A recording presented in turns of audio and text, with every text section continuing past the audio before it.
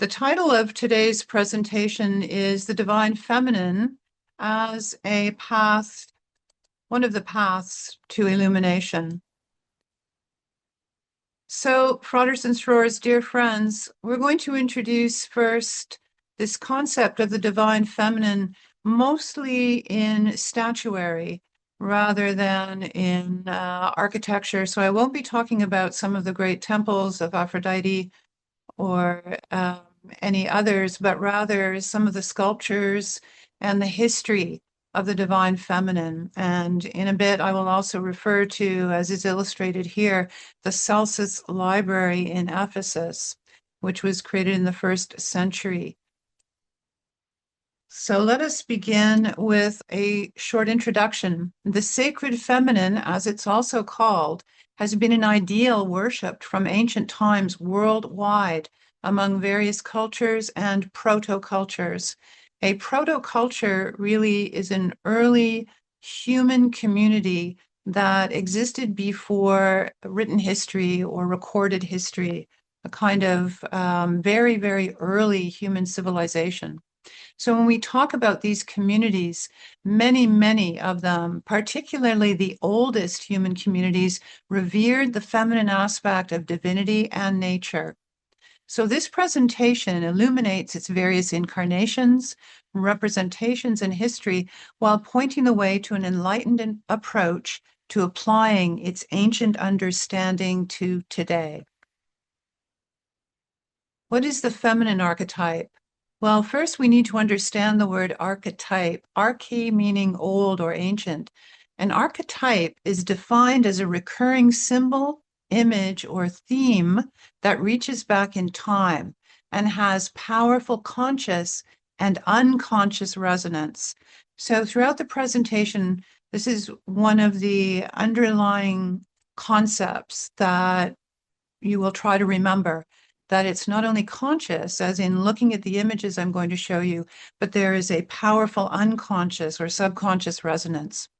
In the Western esoteric tradition, the divine or sacred feminine is associated with virtues, particularly compassion and nurturing, with care for the young and for animals, as was previously stated in some of the other presentations, and with profound sympathy for nature. So the feminine archetype is a recurrent image of fertility, nurturance, compassion, growth, and enlightenment.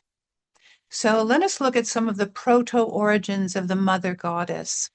This is the seated woman of Çatalhöyük from around 7000 BCE. It is one of the really earliest communities that has been archaeologically excavated in Turkey. And you can find this statue in the Museum of Anatolian Civilizations.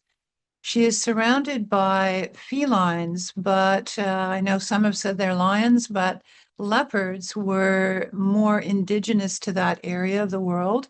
And she is also likely giving birth, although that may be the head of an ancestor between her legs there.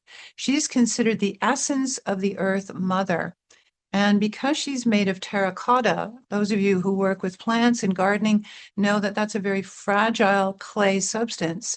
So you see there's a different color here for one of the leopards, and the head of this goddess as well are more recently added on. And how would they know, the archaeologists who created these shapes for us, is that they would look at other images. And here are a few others, and you'll see some similarities, particularly in body shape, but also size. They're quite small. These are Anatolian female figures, or goddesses as they're called. And like various Venus figures found in Europe, these small statues found at Çatalhöyük may represent a veneration for symbolic feminine associations like fertility, abundance, safety, pregnancy. But more recently, scholars have pointed to survival and prosperity, because starving peoples don't usually show much weight in the figure. Predominantly female, these are carved from various materials and were discovered within homes, tombs, and even in a vegetation bin. This is the Venus or woman of Willendorf. She's just over 4 inches high, so many of these figures fit in the palm of your hand. This statuette is approximately 25,000 years old. It was found near Willendorf, Austria in 1908, and you see that it's made of limestone, but it has perforations or holes at the navel, but also at the tops of the thighs and in the shoulders, and it has been suggested that it might have been worn as an amulet.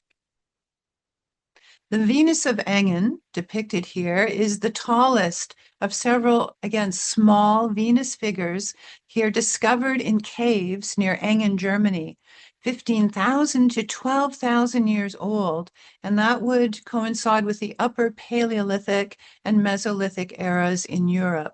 Humans were beginning to use tools not only for scraping garments, creating clothing, or for food preparation, but also for creating images and art forms. Professor Joseph Campbell states the main mythological role of the feminine principle is that she gives birth to us physically, but she is also the mother of our second birth, our birth as spiritual entities. Campbell notes that woman's magic is her body as life giver. Men, in contrast, are depicted in cave drawings in action, hunting, or war. Here's the Divine Mother as Artemis. Now, this version of Artemis is much older than Greek culture, although she stems from a Greco-Roman period, or just before the Romans took over at Ephesus. She represents the universal axis of Earth, the cosmos, and nature. As one of the strongest representations of compassion, Artemis Ephesia from the 1st century is mother of all. She nurtures and protects all of nature, from beasts to insects to plants. And you see here along the axis of her skirt, you see representations of animals, but also of insects. You see the bee, the honeybee, which was really essential for pollination, fertilization, and also the continuity of life and for food for many, many species. You see here at her belt or waist, roses. She has many breasts, which are emphasize her nurturance, her mothering aspect. You see fruit along her bodice, also a necklace of seashells, and upon her head, a kind of city and godlike representation of the divine, of an idealized place. In the museum, she's in a room in darkness. This is from a photograph that really represents how she appears in the museum. She is spotlit. And you walk into this very dark room and you see her to your left on the right, sorry, on one hand, and then across from her, a smaller version of the same statue, 1st century, also Grecian, very similar, but more diminutive. And then as you walk straight ahead, past these statues, you enter the light again. And across the threshold, you can see this from the darkness, that lit room, an upraised arm and fist beside the head of Hadrian the Conqueror. Rome supplanted Greece in this area and its deities. So Artemis transforms into the Roman Diana, and she is the huntress. Mind you, also as goddess of the hunt, she is goddess of the moon, childbirth, and the protection of animals. Here she is a 2nd century Roman statue. You can see her in the Louvre in Paris. The moon goddess signifies, and this is a quote from Tom Chetwynd, endless renewal and endless regeneration, because the moon in its phases is constant. It also is very much tied to woman's hormonal cycles, and it is very much associated with fertility and fecundity on Earth itself and in plants, and of course, the movement of oceans. This is the facade of the great library at Ephesus. It was built in a kind of Greco-Roman style. This is where the Artemis statues were found around 1st century, this after the Common Era. It was the third greatest library of the ancient Western world, housing over 12,000 scrolls after Pergamon and Alexandria. Those were the greatest in that area of the world. It was built in honor of Roman proconsul Celsus by his son. And this facade was unearthed and reconstructed in the 1970s. It had been destroyed previously by fire and earthquake, and depicts 4 statues of women symbolizing wisdom, excellence, knowledge, and mind.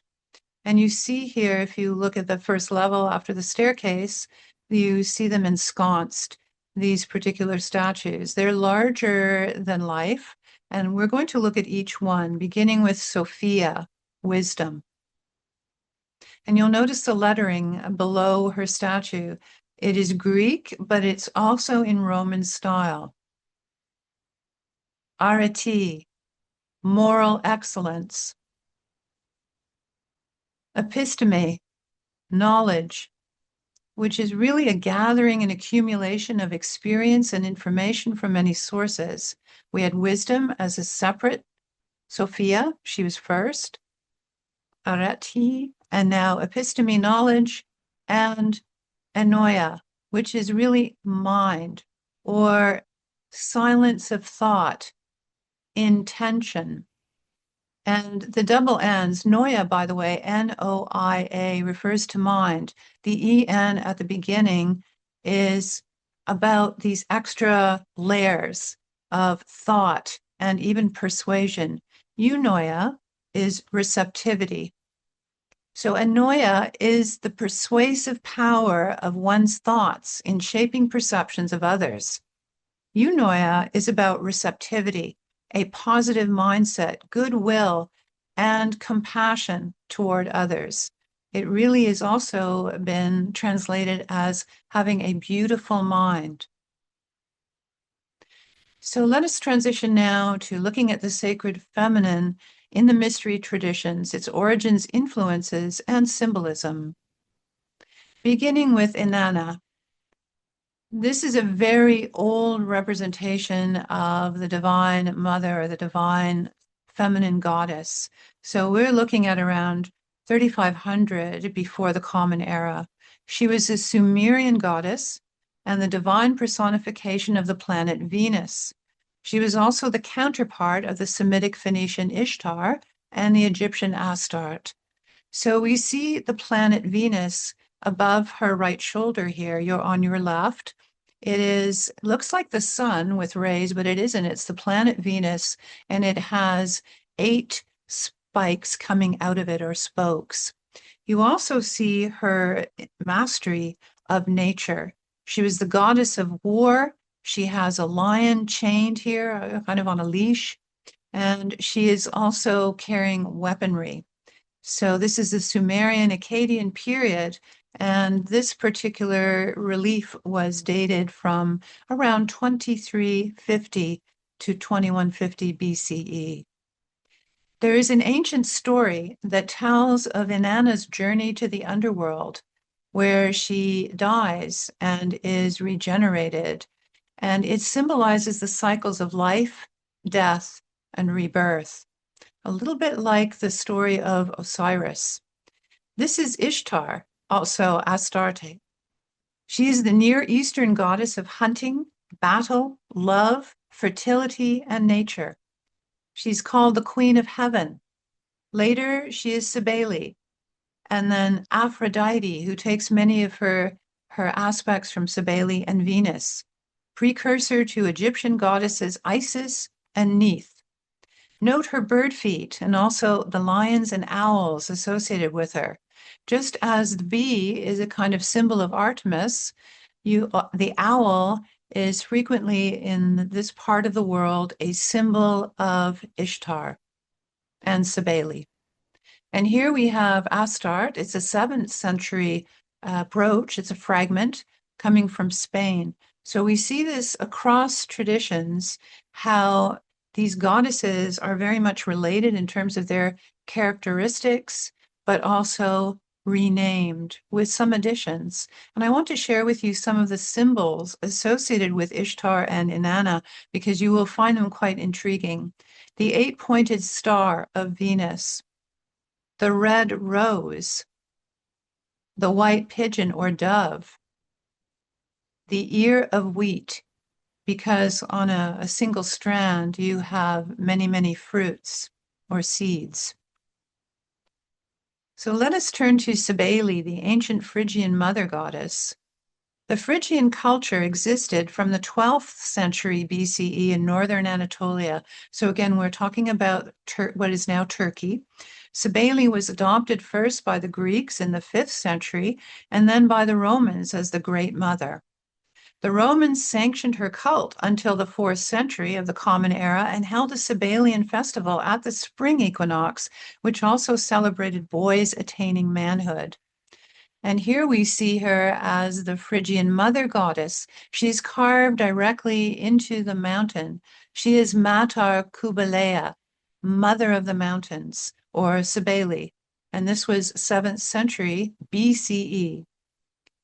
And this might surprise you. Here she is again, Cybele as philosophy or love of wisdom, and philosophy or learning on the face of Notre Dame de Paris, so of the cathedral. Here is Cybele again as nature goddess, and she's surrounded by lions. She's sitting on a throne, and this is symbolic of her rule over abundance, fertility, and nature. She was found in the Anatolian region of Turkey. This statue was stolen, it was sold, it was auctioned, and it was recovered in the United States by Turkey in 2020. So we see the Turkish flag behind her. Please note the similarity with the Anatolian mother goddess, who also sits on a throne with the leopards beside her, and the Artemis Ephesia with a kind of crown at her head. Here is Cybele as earth goddess. This is a very interesting silver plate and gold. She's in a chariot. She is being helped here by a charioteer, and the chariot is drawn by lions. It's 3rd century before the Common Era, and it can be seen in the Kabul Museum in Afghanistan. Above the chariot, we see Helios, the sun, the father principle, the primordial father. Also the moon and the star of Venus, they're all above Cybele. Cybele's lover follows. His name was Attis, and he was associated with vegetation and resurrection. The Egyptian Hathor and Sekhmet are also various images or archetypes of the divine feminine. They are both daughters of Ra. They signify the duality of the life principle. Hathor as mother and distant goddess and transformer, the eye of Ra, which is feminine, versus putrefaction or chaotic darkness, which was the early association with Sekhmet, goddess of war. Like Kali and Ishtar, Sekhmet releases the spirit at death from ignorance to enter the light. Both are feminine goddesses, and the eye of Ra is a feminine representation of the divine.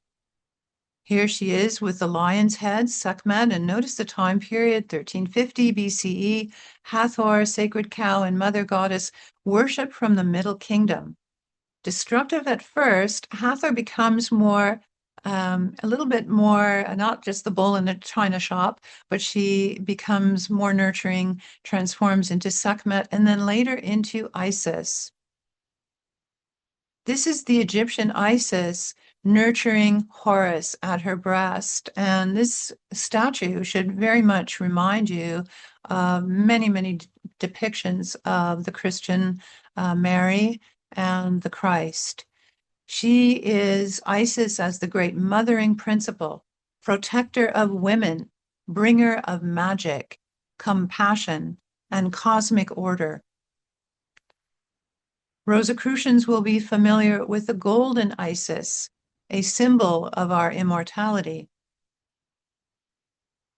And this reference, which is very much tied to the troubadour tradition and La Poetesse, Clemence Isaure, clemency, clemence, clemency or mercy, in other words, compassion, is coupled with azure, the golden Isis or gold.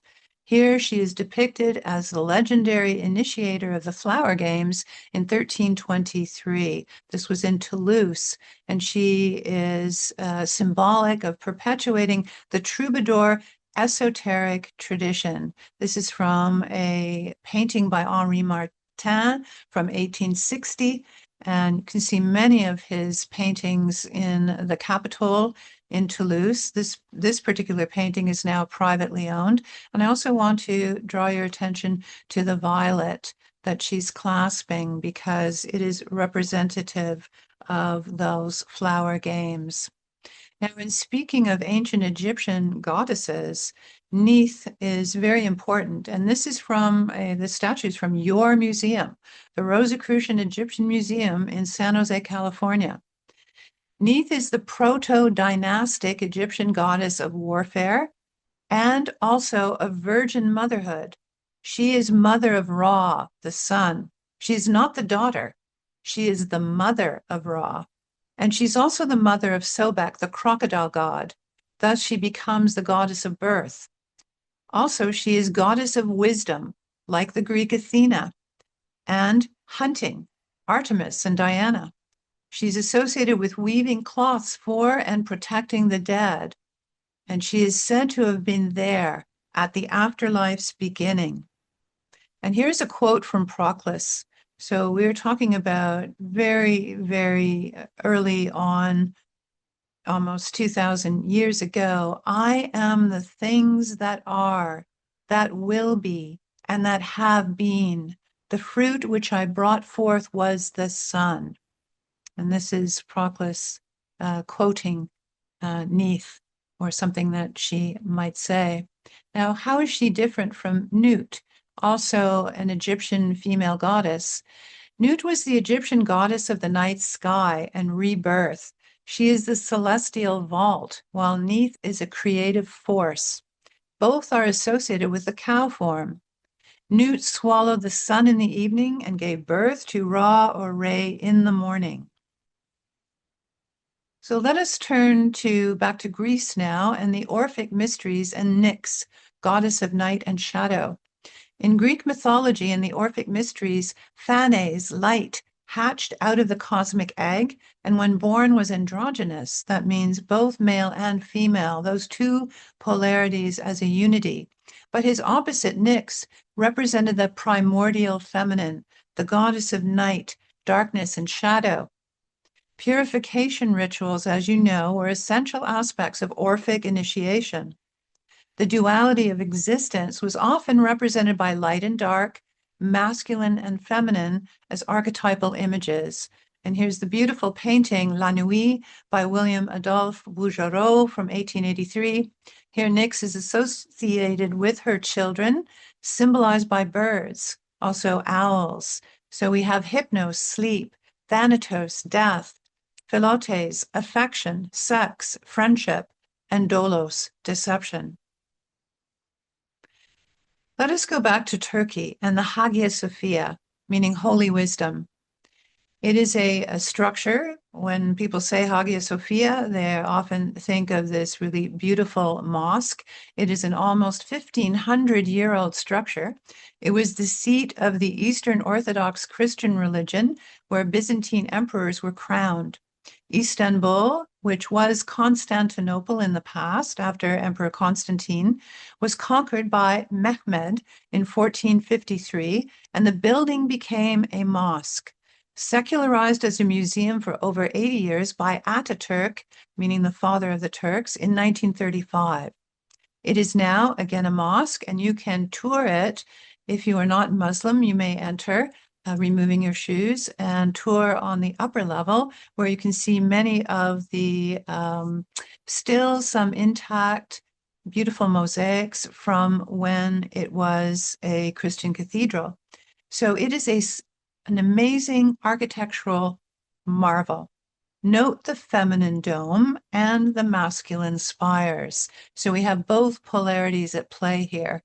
Stephen Armstrong's article, Martinism, The Way of the Heart, in the Rosicrucian Digest from 2014, describes Sophia as a feminine manifestation of the divine. He tells us that in Neoplatonism, Sophia and the Logos are linked, perhaps even the same. Holy wisdom, Hagia Sophia in Greek, Sancta Sapienta in Latin, is Sophia Logos. She is the ultimate goal as the spiritual marriage of the soul with Sophia. The Hagia Sophia is feminine, and in the original Greek means the place of the holy or sainted wisdom of the divine. Now that brings us to the Christian religion, its tradition, its mysticism. The sacred feminine, I'm going to give you now a quote from the Catholic Mass of the Immaculate Conception of the Virgin. It's very interesting, and you should be thinking now of the Egyptian goddess Neith. The Lord possessed me at the beginning of his ways. I existed before he formed any creature. I existed from all eternity, before the earth was created. The abysses were not yet, and already I was conceived. When he prepared the heavens, I was present. When he laid the foundations of the earth, I was with him, and I regulated all things. And here are the three Marys: Mary Jacobi, sister of Mother Mary, Mary Salome, mother of James and John, and Mary Magdalene.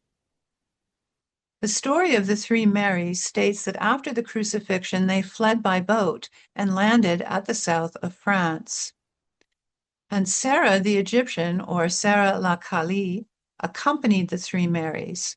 And in a place, Saint-Marie-de-la-Mer in France, Sara is venerated by the travelers in the undercroft of the church dedicated to the three Marys. And on a Rosicrucian tour, we were as ourselves on a journey through mystical France. We were able to witness the celebration of the three Marys in Saint-Marie-de-la-Mer, and then also attend in the undercroft of this church dedicated to the three Marys, and also be able to formulate our intention or prayer as we pass here Sara the Egyptian. Now, going further east, the great Hindu mother goddess. She is the divine feminine principle as Shakti, which is really about power, and Kali, darkness and death. And we're going to contrast Kali to Shakti in just a moment. This is the duality of creation and destruction. And you see here not only Shakti herself, but you see an infant here in between her feet. You see children, you see humans, you also see aspects of nature. This is Kali. She is the South Asian dark mother, and she represents the power of the feminine principle. She is energy, and here she stands on her husband Shiva, passive consciousness.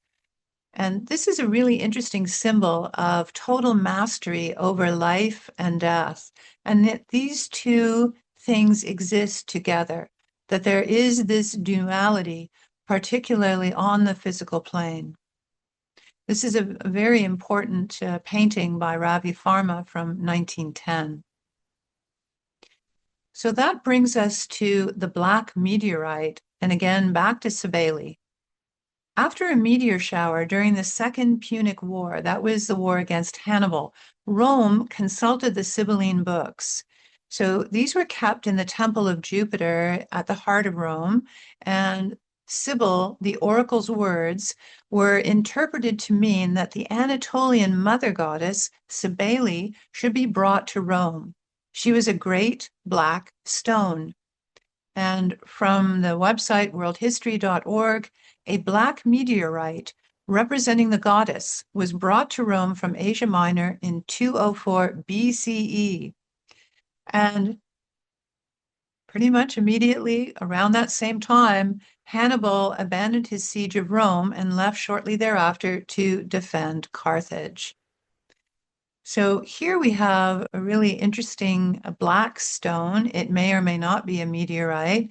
It's from one of the many hotels open to travelers in Cappadocia and Turkey. And these black stones are considered fallen from heaven. They're very common here and represent the Phrygian mother goddess. Literally, meteorites or not, they tie Earth and the cosmos together. So that brings us to an introduction of the Black Madonna. Here we have a representation of her, the Black Madonna and Child, in Montserrat, Spain. She holds an orb symbolic of the universe. She is the mother of the Christ consciousness. And again, we see that duality of feminine and masculine, mother as nurturer of children, responsible for their life, but also their growth into human beings and what they are to become. The Black Virgin or Black Madonna has been revered across cultures all over the world for centuries. Particularly in Europe, we find many of these statues and paintings in great cathedrals, as well as in humble little churches and shrines.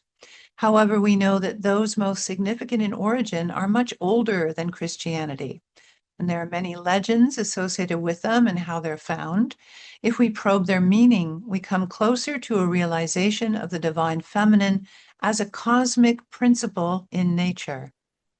They are still objects of great mystery and veneration today. Well, what are some of the associations, the symbolism behind the Black Madonna?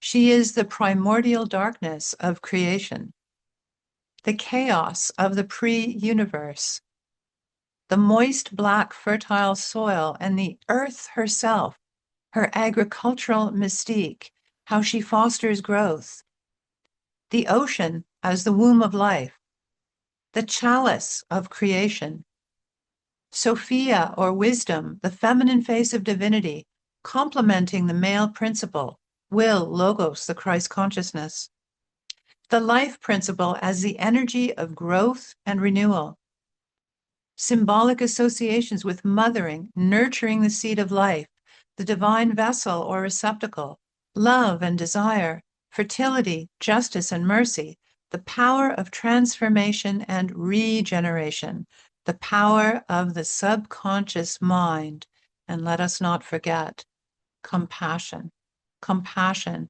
for all things. Here is Our Lady of Tindari in Sicily. Notice how old this little representation is. It's around 800 in the Common Era, built on the former site of a temple to Cybele. And here I would like to quote the Song of Solomon, I am black and beautiful. Nigra sum sed formosa. Said in Latin, by the way, is not but. I am black, but beautiful. No, it is and I am black and beautiful. She is, again, the mother of all. And here's a quote from alchemist Steve Kalick, a Rosicrucian. As the Black Madonna is the mother of all, and as matter is given life through fecundation through her union with the sun, the Madonna is a personification of the mysterious, most primitive, secret dark matter. And here is her complement, Helios, Elias, the sun in Greek mythology. And some of you who went on the mystical journey through Turkey just recently, this is taken from Troy. It can be seen in the Staatliche Museen in Berlin. And it was excavated in 1872. Here's the Black Madonna of Rocamadour. And there's an interesting legend associated with finding her. She was found in a nearby field by a farmer while he was plowing. And the beast who was pulling the plow stopped and would not go further. And the farmer discovered that there was something in the ground that seemed to halt the bull that was plowing the field with him. And he took this statue to his house. And the next morning he would wake up and find that it was gone. And he went back to plowing, and it mysteriously returned to the same field. It did this maybe perhaps around 3 times, and then he finally took it to the local priest, and a beautiful cathedral has been built on the mountaintop at Rocamadour. So Leo was talking about alchemy, and I want to again mention how important the Black Madonna is in alchemy. She is the black soil, the fertile earth, but more than that, she is the prima materia. And this is another quote from Steve Kalick. In the alchemical philosophy, the Black Madonna is the prima materia of the alchemist. She is the virgin earth, the primal substance out of which all things are born. She is Mary, Mother, Matre. She is a vessel of the substance of all creation. And further, a quote from Dardigan. Thus, considering that the materia prima is in all created things, and that it also contains all things, we call it the Black Sea. Alchemists also called it the earth, the virgin of great purity and receptivity, and thus a very significant symbol of the materia prima is the tree of life and alchemical egg. The dove on the tree symbolizes the presence of the spirit, intellect, which begins the process of creation, directed below with assistance of the prima materia. And you see here an illustration from Robert Flood's Philosophia Sacra e Ver Christiana from 1626. And Professor Dardigan in the Rose-Croix Journal, and we'll give you the references at the end for this presentation, Professor Dardigan explains the symbolism of the sword of creation, the divine masculine, and the receptivity of the shield, the divine feminine. What is the Shekinah or the Shekinah? Which is also the feminine face of divinity, and Rosicrucians would be familiar with it from our temples, our affiliated bodies, lodges, chapters, pranai, and atria. And in volume 99 of the Rosicrucian Digest, which is about the sacred feminine, we find an article by Lloyd Abrams, Masculine and Feminine Symbolism in Kabbalah. In the Kabbalah, or Kabbalah, as explained by Frater Lloyd Abrams, divinity is an unknowable, formless, and infinite unity, but some of the ways in which the deity manifests and relates to the world are differentiated from one another, symbolically as either masculine or feminine. The Zephyrah of the Kabbalistic tree have equivalent divine names: beauty, kingdom, bride, divine presence, and Shekinah or Shekinah. In Kabbalah, it is our duty and responsibility to join the two faces of divinity into one through focused intention, to continue the transmission of goodness and light into this world. This is one of our responsibilities when we attend convocation and we meditate. Those of you who attend lodges and also conventions and larger gatherings of Rosicrucian students, you will be familiar with the Rosicrucian Colombe. She represents the dove, actually Colombe meaning dove. She has the rose at her heart. She represents conscience, virtue, compassion. So we're going to conclude now, and my slides will conclude with a meditation, but also after you may, once the meditation begins, you may leave at your own pace. You may also meditate for as long as you like, as long as you see the candle flame in the privacy of your home. And I do want to share with you a few essential points. But thank you so much again for coming to our winter symposium, because this is the final few slides. This will conclude the symposium. So just as a recap of what we talked about, the sacred feminine is an aspect of divinity. It is one polarity. It is a powerful symbol that resonates at the unconscious level of humankind. Symbolically, the sacred feminine underlines the nature of duality within unity, one of the great Hermetic principles. The primordial mother and her association with earth, fertility, compassion, life, and love are represented by the Black Madonna in particular. We can thus understand with the Sufis and the alchemists that her most merciful face of night, the blackness, is the final stage of the soul's journey to union with divine light. So I'm going to tell you now what we're going to attempt to accomplish during this brief meditation.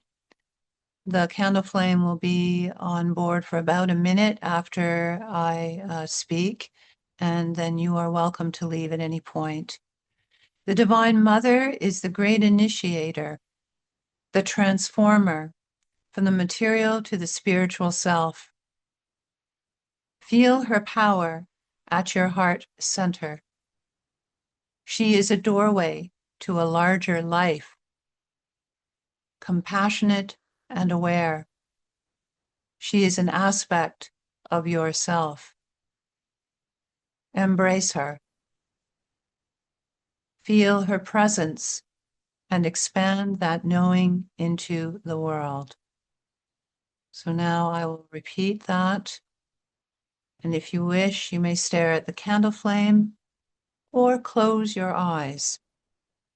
Take 3 deep breaths, feeling more relaxed as you exhale, feeling more aware as you inhale.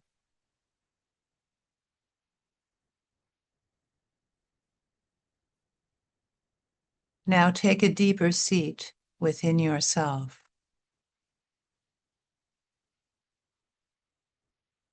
The Divine Mother is the great initiator, the transformer from the material to the spiritual self. Feel her power at your heart center.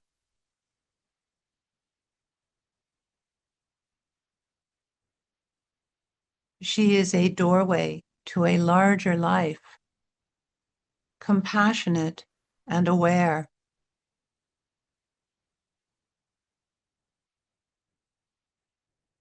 No matter who you are or how you identify, she is an aspect of yourself. Embrace her. Feel her presence and expand that knowing into the world.